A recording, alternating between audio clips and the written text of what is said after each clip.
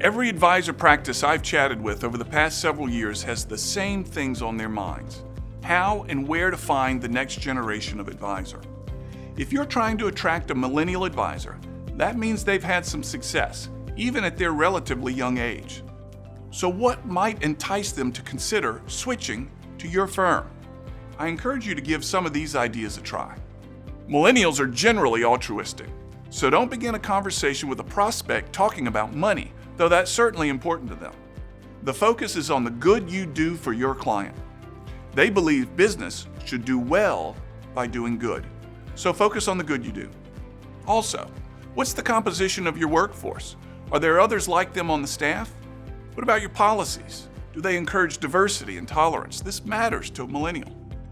If you're a large national firm, offer the candidate a choice of another location in a larger city.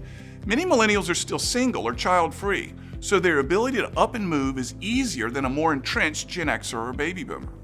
While they have postponed some of the usual markers of adulthood like marriage and childbearing, don't assume that because they have more perceived free time, they're going to use it at work.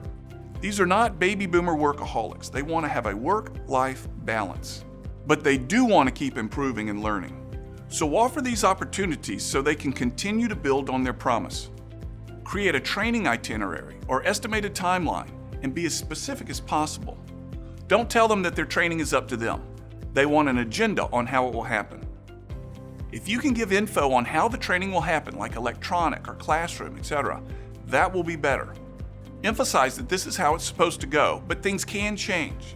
You don't want to paint yourself into a corner with too many promises. Next, offer them opportunities where they'll get exposure to leadership in the firm by leading meetings or client events or something. Leadership opportunities and exposure are important to them. Finally, emphasize that you offer mentor arrangements in your workplace. This older mentor could not only acclimate them to the new office environment, but could help them develop a specific expertise. Now, some of this requires a good bit of work for you to create these items and then to implement them. None of this is easy, but as I've seen over and over again, it works in attracting this next generation. The question you may be asking yourself is it worth it to make the investment in effort, time, and money to attract this millennial advisor? The answer is yes. And we'll talk about recruiting the Gen X advisor in the next video.